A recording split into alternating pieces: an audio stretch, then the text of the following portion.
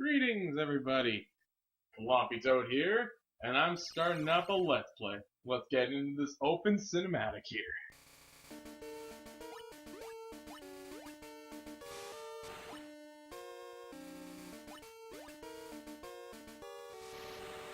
Oh man, that brings back so many memories. Holy crap. Now,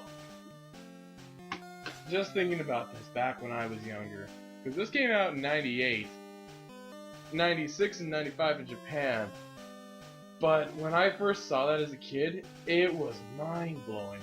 Like, it was completely something like that on a Game Boy, no less. Actual scenes like that were just unheard of. I mean, I played some Mario and stuff like that, but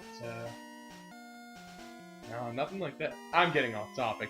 Welcome to my Let's Play of Pokemon Red version. So, without staying on the opening screen for a little while, I'm gonna get started. I can change it. It's a little dark. You can see it better if it's darker, so I'll stay like that for a little bit. Alright, Pidgeotto. Alright, we're gonna go new game. Alright, hello there, Mr. Professor Oak. So yeah, if you haven't played this game before, you really are missing out. I mean, if you were born after the year, I guess I'd consider the year 2000 being born a little bit late for Pokemon. I mean, I don't want to say you don't know shit about Pokemon, but come on, let's be honest with ourselves here, guys.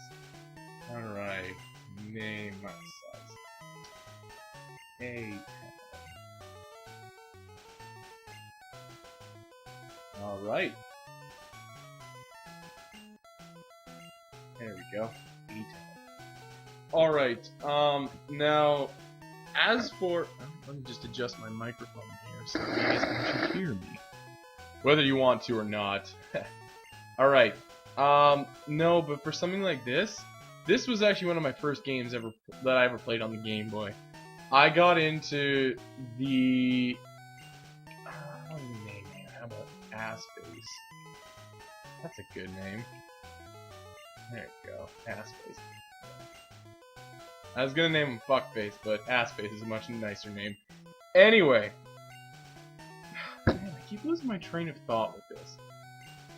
Right, the opening cinematic and people not knowing shit about Pokemon. Look, you can play the remakes, but playing the originals really gives you an appreciation for the new innovations that actually came with the Pokemon series itself. I mean, just as a quick example off the top of my head, your inventory alone was expanded immensely from the first to the second game.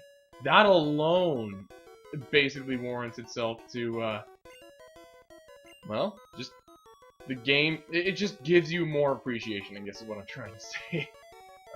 Alright, so we start out, we're in our house, and in order to find, or to get the journey started, you have to walk into this tall grass.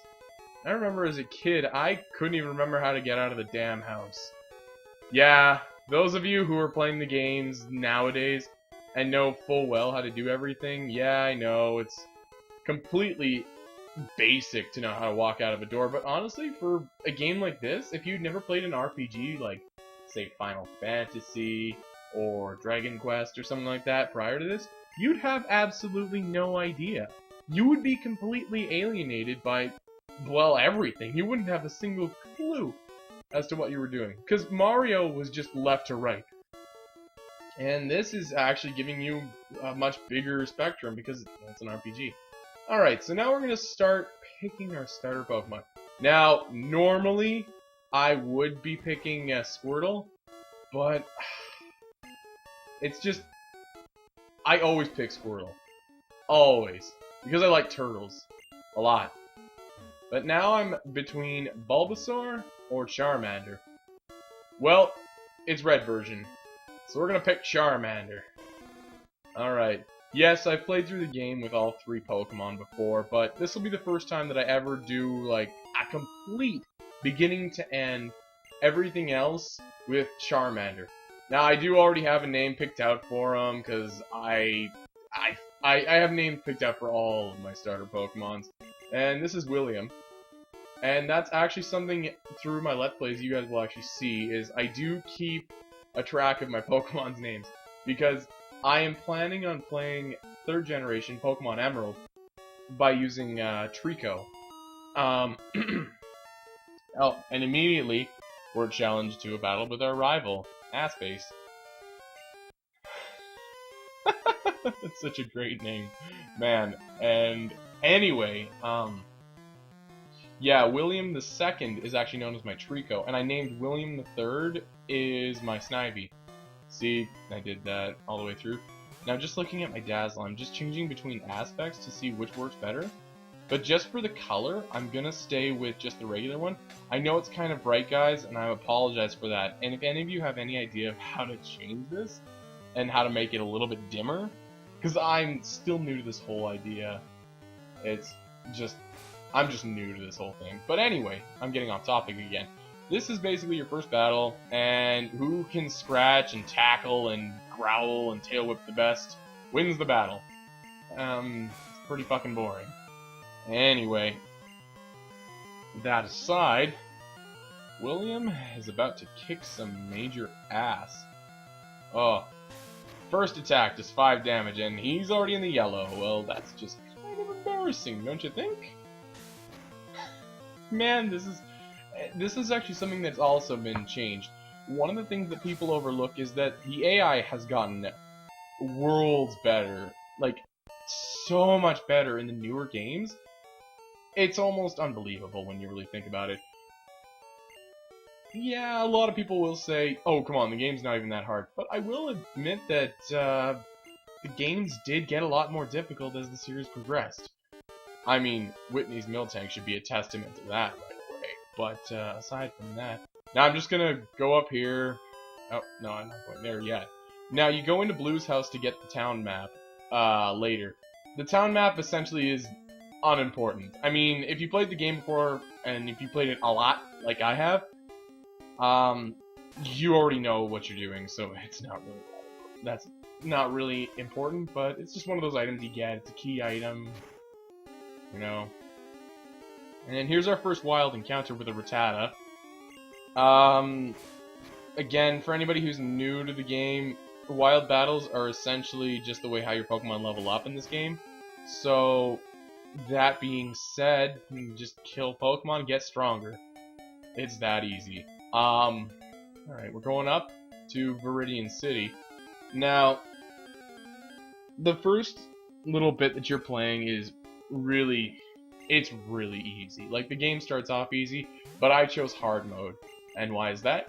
Because I chose Charmander. That's right, guys, Charmander is essentially the hard mode of the game. The only reason that is, well, that's the case is because, well, the first 2 gym leaders are Rock and Water. Again, if you're new to the game, Rock and Water kind of kick the shit out of Fire-type Pokemon, which is what Charmander is. So I just level up there, as you can see, and now we're in Viridian City. Yeah. Go to the Pokemon Center, which is where you just go to heal your Pokemon. And from there, you move on. And yeah.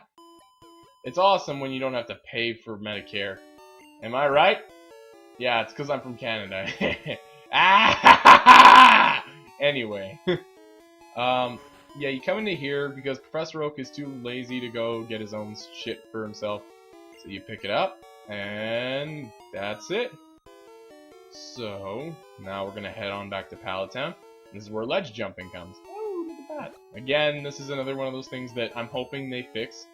I should probably get onto that right now. The reason why I'm doing Let's Plays right now is because I'm getting geared up for X and Y when they come out.